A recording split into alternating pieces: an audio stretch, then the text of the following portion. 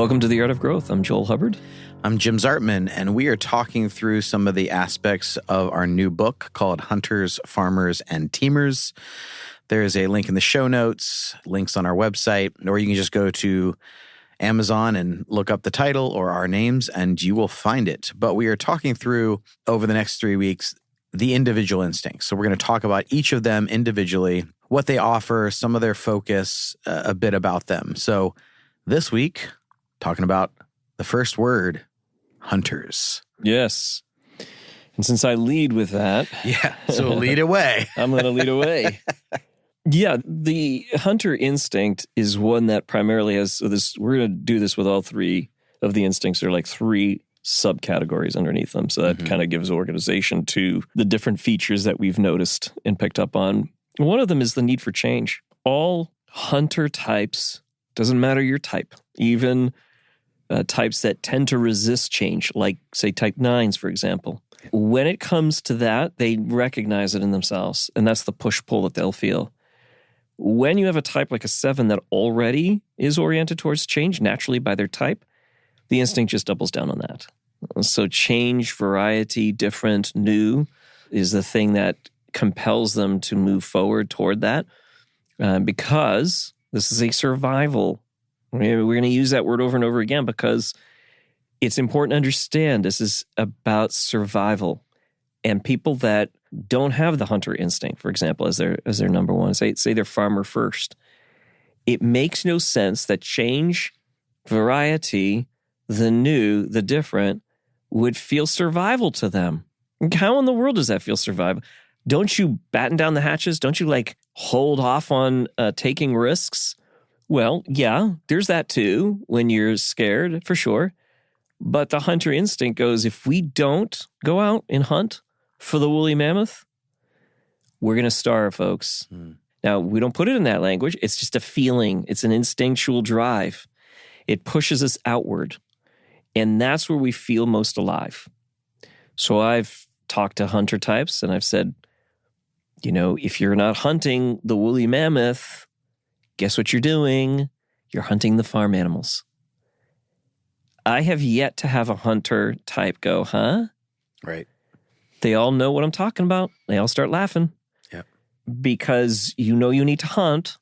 And they usually finish it for me. I go, what happens when you don't hunt the woolly mammoth? When you're not scared, when you're not chasing something that's big and that makes you a little anxious.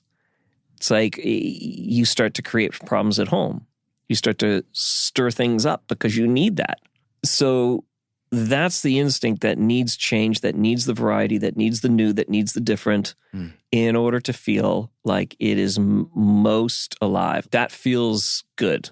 And that's the sweet spot for them. It's like, it's big enough that it scares me, right? But you don't want it to be too big that it keeps you from actually engaging, right? So and of course, there's a massive range within these hunters, right? Some that will be like, I'm going to, my big thing is I want to change the entire world with this, thing that I'm doing. And ranging all the way down to I'm looking to just bring change and variety within my immediate domains. There's a big scale difference between hunters, but all of them have this need for that sweet spot between the thing that scares them enough that keeps them feeling like they're on the edge, but not too scary that it prevents them from actually engaging. Yeah, there's a good question that I like to ask, which is, when things are not going well, what do you trust in to get you out of it? So for the hunter, you're going to look for something new. Like your attention is going to suddenly start to scan your environment, looking for prey. Looking for possibility, looking for opportunity. You might nowadays be scrolling and then someone talks about some kind of opportunity and you start evaluating and thinking, can I picture myself in this scenario? Can I picture myself in this situation? Could I picture myself chasing that? Well, maybe I should go back to school and get this thing. Or maybe I should try this. Maybe I need to switch over to this thing. It's what I trust is discovering something new that will meet my needs. Mm-hmm. When I'm stressed, I'm not like, okay, I just need to be more focused. I need to provide a little more structure. I need to work a little harder on this. That's not typically the mechanism that goes off. The mechanism that goes off to bail you out of trouble is an opportunity you have yet to see or experience. Yeah. If it's already been done, not interesting. This is what's the interesting thing about the hunter, right? If people start to listen to this, they'll be like, wait, that sounds an awful lot like, if you know types, that sounds an awful lot like sevens. Well, that's the reason why many of them do get mistyped. Yeah. And many of them get mistyped to sevens. Like, I'm definitely not a seven. It's like, I typed one, he's like 100% a two. But because of that need for change, variety, new ideas, it's always like a new idea. It's like, well, no, that's the hunter instinct. It's always chasing the new. Right. So yes, new ideas, they can also appear very ADHD, even if they're not diagnosed that way. Many of them have been diagnosed that way. I typed 2 yesterday. Both had that as their dominant instinct, and both had been diagnosed with ADHD. There is some consistency around that. We haven't done enough research to know if that's universal. I don't think it is, because I'm coaching a client right now who has it, and that isn't his dominant instinct. But because of that, there's this shorter attention span. So you'll notice that with hunter types, it's like either hyperfixation on something or completely disconnected from it and off to something different. So they tend not to have much of that sort of stay at something long unless it is very stimulating. So all types that possess that as their dominant instinct will have a need for that stimulation. It's different terms, right? So feel free to use your own. But for sevens, I've talked about it as sizzle, fire, energetic exchange, stimulation, but it comes from that, ooh, something new. You know, you feel that. Yeah. And some are outward looking for it, and some are trying to present themselves in a way that it's drawn toward them. So that can happen as well. It can move in either of those directions. But one of these words that comes up a lot with this instinct is the word risk. And I want to clarify something about this, because I've talked to people who definitely have this instinct, and they're like, well, I don't do this kind of risky behavior or that. Right. Oh, yeah. Because what they naturally do, they do not perceive as risk. So we use this word risk because it is appropriate for the instinct, because that's how other people experience them. Thank you. I was just going to say, that's how they're perceived. That's how they're perceived. That's how others experience them. And on an evolutionary level, that is what they're doing. But they don't feel it as risky. It doesn't feel risky. It feels like, well, this is the safest thing to do because I'm pursuing resources. I'm pursuing what is going to meet my need and make me feel secure and safe. Like you said, it's about survival. Yeah. So you have to risk to survive. Yeah, that's the thing that is so important to nuance. I'm glad you brought that up. Right. They know the risk is real. They feel it inside themselves. Like, wow, this change is really a little scary. Yeah. So that's where they'll say, yes, I tune into risk. But when we say, like, you are risk-oriented or this is risky behavior, that is not what they feel internally. No. They feel at that point, they go, yeah, there's risk and I'm scared. But you know what? The risk of not moving forward, to me, that's greater. And I've literally said this in meetings with people, in my frustration being surrounded at the time, I wasn't aware of these instincts, being surrounded by people that were far less risk-oriented, were saying, but there's a high risk to this. And I remember blurting out with a lot of energy and intensity, but the risk is greater if we don't. Right. Like, what's the option? Right. Like, we're losing right now. And I would say that. So that's you can see that. Like, it's like, I'm not saying it's rational. I'm not saying it's smart. I'm just saying that's the instinctual. Yeah. Yeah. Yeah, it's a huge part of it. So risk and change. The next component is immersion. Yeah. Want to talk a little bit about immersion? So I've used this analogy. It's like flying over the Amazon and studying the Amazon from a plane, let's say, or from instruments. Yeah. Right? That is not the instinct. The instinct does not want that. Lots of setup, lots of context that is given to you before you enter into the Amazon. Lots of prep talk. All that is like, oh my gosh, I'm dying here. Drop me in. Yeah. Because being in it is how I learn. And I don't learn by all this other stuff. Like, you can talk at me, you can tell me the instructions, you can give me all that. You know what? None of it's going to stick. And it's funny because farmer types are convinced, and they get angry sometimes at hunter types because they're like, you're not listening, you're not. It's like, because I can't. It's not because I don't want to. It's because that is not the primary way of learning. The primary way of learning is very much in the when I'm in it, I learn. So I've said this to other hunter types. When I took my certification through the narrative tradition, I was the only student, and apparently they said the only student ever in their entire history of teaching, which is like, I don't know, 30 years or something like that. They said, we don't recommend you taking all the courses at once, and we actually don't want you to. And I said, but that's the way I do it. And they said, okay, we'll make an exception. So I went there and I took all of their intensives for 3 weeks. Every day, in and out, literally immersed yourself. Totally. And this was not online, just to be clear. Yeah, you moved across the country for this period of time to fully be there. Yeah. Yes. Because I knew, it was like I didn't know at the time because I didn't understand instincts, but I knew that I don't learn. If you spread it out for me, I can hear all the hunters out there going, I can finish that for you. You spread it out for me, I have lost, I'm done. I've moved on. Like if you give me we're going to give you one intensive over here in January. The next intensive is going to be in November. No, sorry. I can't. I will lose interest. I'll be off to something else. I needed to go, I'm all in. I'm totally immersed in it. So that's one aspect of it is like it needs to be all together, but I also need to be inside it to feel it. So being on the inside, being in person, experiencing that whole dynamic together with other people. If people ask me, what are you learning? Or what do you hope to learn? I could never answer those questions because I don't know. Right. I don't know. I just know that I need to be dropped in.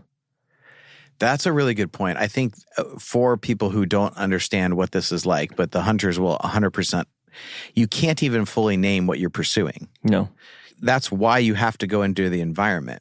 And there are all these mechanisms in us that any of us who go into a hunting mode or we are in a situation where we need to hunt, there's something about all of our senses being on fire. That is 100%. really important to that kind of experience. This is why a lot of times they say the best way to learn a language is just to move. Yeah, live in there. Live in the culture. Yeah. You're going to learn the language so much faster because you're immersed in it. Why? Because you can't get around. Yeah. It's a necessity. Learning is not like, it is necessary for navigating your environment. So it turns on all of these mechanisms. I was reading this book by a guy who rode his bike from the tip of Canada down to the bottom of South America. It took him like a year, but he was doing this TED Talk about the return journey and how I've noticed this on my like long bike rides where I'll do like 60 miles or something. So the 30 miles out, I remember. I'm like immersed in it. It's like I'm going to a new place and can I get there and how, like, will I be okay when I get there and where am I going to eat? And like, what am I seeing along the way? And he talks about the return effect. So once I've done it and I'm just riding home, the ride home feels significantly shorter because like all those systems aren't fired up of like, soaking in the environment, taking things in, adjusting, figuring things out, solving things, taking some film. When all of those things are on, you feel alive. And for some people, that feels like stress. It feels like I don't feel super safe. It's indistinguishable. Yeah, excitement and anxiety are very indistinguishable. Yes. But for the hunter, it feels more like excitement. Totally. It flips to excitement. And it's necessary if we're going to do anything. There's the immersion of it. I liked how you said it. It's like all the senses are awakened. You're more picking up intuitively. This is why I say these are the real explorers. And if you were to say, hey, we're going to go hunt this animal and we have GPS'd it, we've got a tracker on the animal. Wait, you've already put a tracker on this animal. I don't hunt, by the way. And then we're just going to sit in a tree stand for 8 hours. And wait for it to wander across our path. Yeah, so we're going to go track this thing that has a GPS and you're going to use a device to track it and you're going to, oh my gosh, I'm out. No fun. That is not even remotely interesting. Right. But if you say, hey, we're going to do this thing. We're going to explore something that we've never explored before. Well, now you got my interest. Now, I might be scared and I might tap out because it's too big, but you've got my interest. Right. I'm not interested if it's already been tracked, if it's already been discovered, and now you're just going to train. What is this, like a training exercise? It's not the thing that hunters want. That's the reason why in organizations, it's critical that you involve, okay, hint, hint, we'll talk more about this. Mm-hmm. You involve the hunters right at the beginning, right at the front end of anything you're about to do. That's the immersion part. Yeah.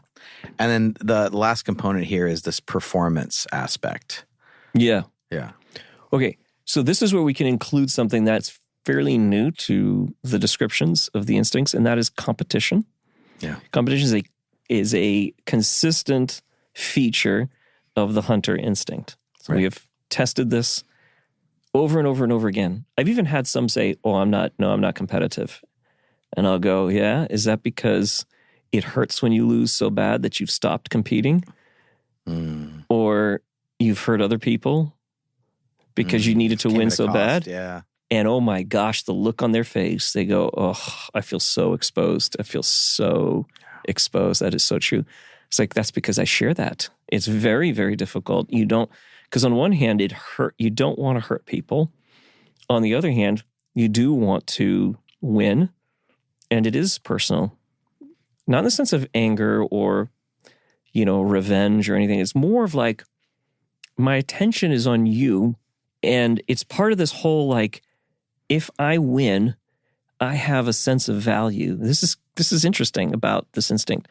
That's how a lot of its value is experienced. It's through being better than. And so other types that, like type 3s will say, well, I have that. Yeah, so imagine if you had the hunter, it would double down extremely on that particular part of the 3. So there's a need to win. There's a need to, it tends to be one-to-one. So you find a lot of people that are in sports who have that as their dominant instinct will prefer the one-to-one competition.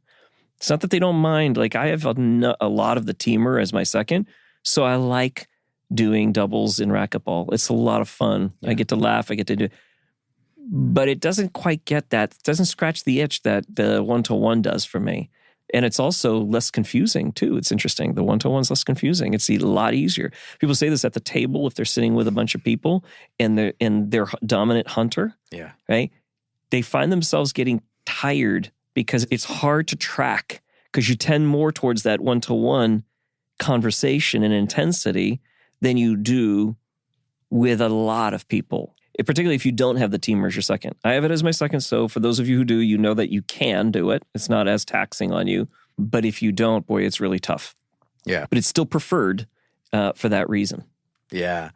So I love that because the performance aspect, but there's the also drawing too. I mentioned in the first episode we were talking about, this is the evolutionary instinct of, animals competing against each other for a mate. Yeah. And that's a huge part of that sexual instinct, the hunter instinct that we call it in this context. And you see it in a lot of, you mentioned sports, and I started laughing because I just heard the comedian Neil Brennan, I think is his name, but he was talking about Michael Jordan, who's like, greatest basketball player ever. And he says at one point, he goes, what I realized in watching the documentary was that his hobby was basketball. But his passion was revenge. Because his passion was competition. Yeah. It was winning. I mean, he went into other sports after that, right? He's competitive in so many different things because it's so hyper, this need to conquer, to win, to fight, to be the best, to show off, to have my tongue hanging out, dunking from the free throw line, looking awesome. How many people, the silhouette of them will be recognized forever? Yeah. That guy, because that instinct was so dominant. So there's this triad in the Enneagram, or this harmonics design. Some of you may have heard of harmonics in the Enneagram world. And one of the triangles of the harmonics is what we call the competency triad. So typically that's been the 1, the 3, and the 5 that have been considered in that competency triad. Well, we're challenging that now because what we're finding is actually it's the hunter instinct. And so yes, of course, 5s, 3s, 1s, they want to be competent. But you start talking to hunter types, they're like, you always hear this language, like being the best, winning. That's because that's the competency. Figure it out. Doesn't matter what it is. We're going to figure it out. We're going to make, like, that's the we're going to figure it out, kind of no matter what. Oh, yeah. That's got a lot of that energy in it. Oh, yeah. And definitely the revenge. So that's a big piece of it is like, oh, you beat me the last time? I won't forget. Yeah. And it's like, I'm going to somehow learn and figure out how to win, right? That's always the drive. That can be very playful or it can be very dark. It depends upon, if you're doing your work and growing in it.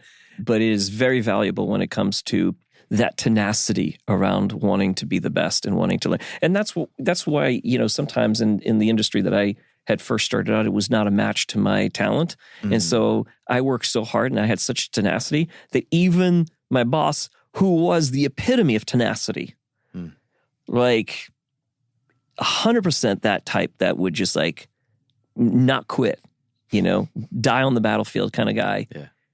And he was like, you are stubborn and you are tenacious. Like, this is not your thing. Did he mean it as a compliment? No, I don't think so. I don't think so. I think he's like, like looking at me like, what is your deal? Like, you won't quit when you're obviously not, this is not your space. Yeah. But at the same time, there was a little bit of admiration for that. Like, you are determined. I was like, yeah, because that's the hunter in me was like, I cannot lose. And the other side of me, which is the 7, wanted to give up because I don't like losing. I hate it. It's just, so the 7 in me is like, besides the hunter is like, no, I don't like this discomfort. I don't like this pain.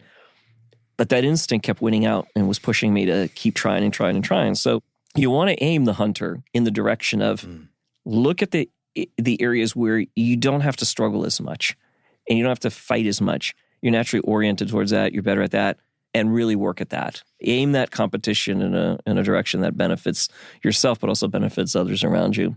The other one is sometimes what's been called broadcasting. So that's the sort of like, that's part of the performance. Transmitting and receiving is the language I use. There's another Enneagram teacher who calls it transmitting as the name for that instinct because it contains a lot of that. So there's the transmitting and then there's the receiving. So I've coached some, very few. The majority prefer the transmitting. That's the more of the energy of the instinct.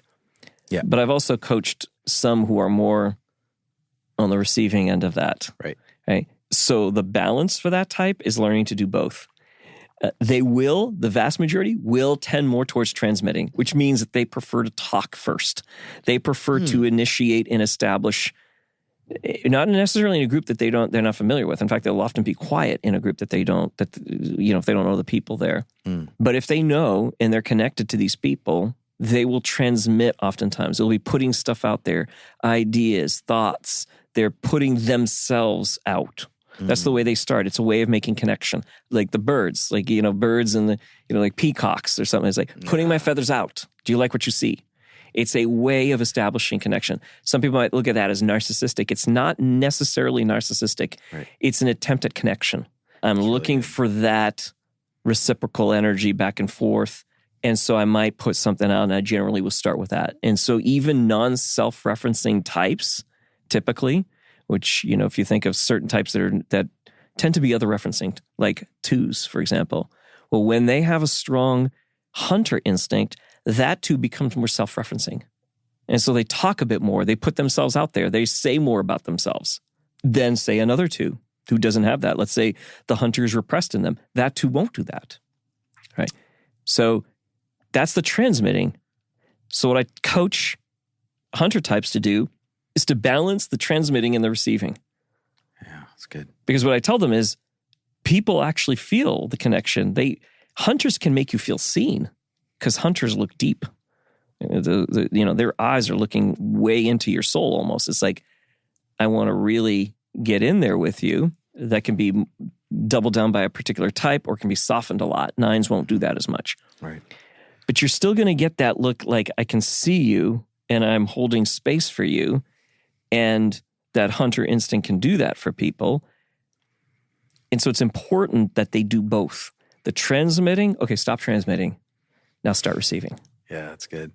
And that's been a lot of my own work in the field of coaching, and that's been remarkably helpful. And it brings out the best in the hunter instinct.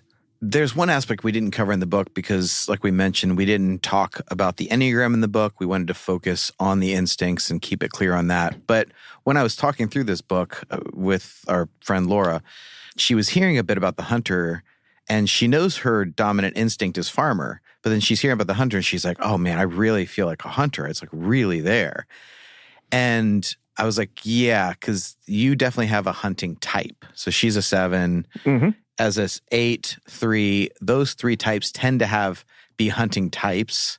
And so if you might hear this description and hear yourself in it and not sure if that's your instinct as well. Because I was like, yeah, you're a hunter type. So you find yourself in hunter arenas, but you execute on that arena in a farmer way. Oh, yeah. She's very like slowing down, linear, like her most recent book called Push Off From Here, which is like basically an updated version of the Alcoholics Anonymous book, but it's like for a modern audience. So much research, so many other people's stories, so much data and information in it about alcohol. Because yes, she like branched out on her own and started her own business and like on this world, but she is very methodical in the way she goes through her process and builds her classes and her business. She teaches on writing books even. And she like, there's these steps and these beats you have to hit and like everything is very well organized. Yeah, that's definitely the farmer instinct. So you see the farmer instinct. Yeah, for sure. Yeah. But the arena might be because of the hunter. So like, I may be a hunter type. And so when my wife's reading it, she's like, there's a lot of hunter in you. I was like, yeah, because I have that type. But the instinct, how it shows up in that world is definitely done in this way. Absolutely. That's such an important point to make. There was a guy that didn't know anything about the Enneagram. I was just purchasing something from him, and we got into this long conversation. We hit it off pretty well. And he's a type 8. But he didn't want it to end. He was having a great time. Yeah. He was an 8. He was just like, adding to it, kept it more and more and more and more. Yeah. Which was so fun. We're going back and forth. We're having a great time. But he goes, so you're telling me that so hunter farmer, he's like, yeah, I totally get that. He says, so can you be both? And I was like, okay, awesome. So you're an 8. Great question. Right. So you already have the hunter naturally in you, right?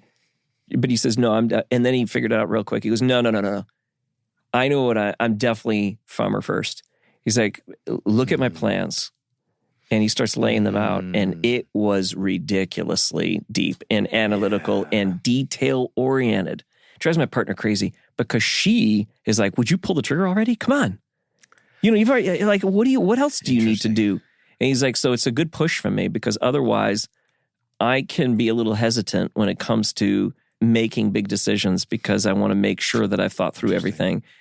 And that is more of and many times those hunter or those hunter types, as you described them, the 7, the 8, the 3, is that they will have more of that leaning out kind of willing to take these risks. But when you have the farmer, it will plan things out quite a bit. And that's just, it's a wonderful blend, but that's a good call out. Yeah, it's just a distinction we wanted to make on the podcast since, there was many people in the podcast world know us specifically for the Enneagram. So I wanted to make sure we covered that. But that's the basics of the overview of the hunter. Like we could always go forever. Well, and we haven't applied it yet. We'll do that at another time. But like, how do you apply these instincts in different settings? Yeah. And how to grow through them and all that other stuff. Yeah, for sure. We'll get a lot more deep into this, but we wanted to introduce each of the characters over the next couple weeks. And so this is an introduction to the hunter. So if you see yourself in there, that's great. Definitely take a look at the book. There's a story about a hunter in there, Diana Nyad, which we didn't go into, but her story is such an amazing portrait of what that person looks like, feels like, the way that she talks, the way she communicates, the way she sets goals, talking about the high of commitment and like it's this experience. And so we want to paint a picture of this type, but giving a little detail, a little nuance and being able to talk it through even for those who aren't getting the book. We wanted to be able to do that here. So thank you for joining us, and to be continued. Next week, we'll talk about the farmers. So thanks for listening. You can take the new Hunters, Farmers, and Teamers assessment on our website, theartofgrowth.org. That is our new instincts test. And you can order the Hunters, Farmers, and Teamers book on Amazon now. The link is in the show notes. Based on our interactions, we are also adding content to our Instagram about the topic, which is just Art of Growth. And the best way to support the show is to leave us a review wherever you listen and share this episode with someone else. We're hugely grateful for you doing this work with us. Grace and growth, my friends.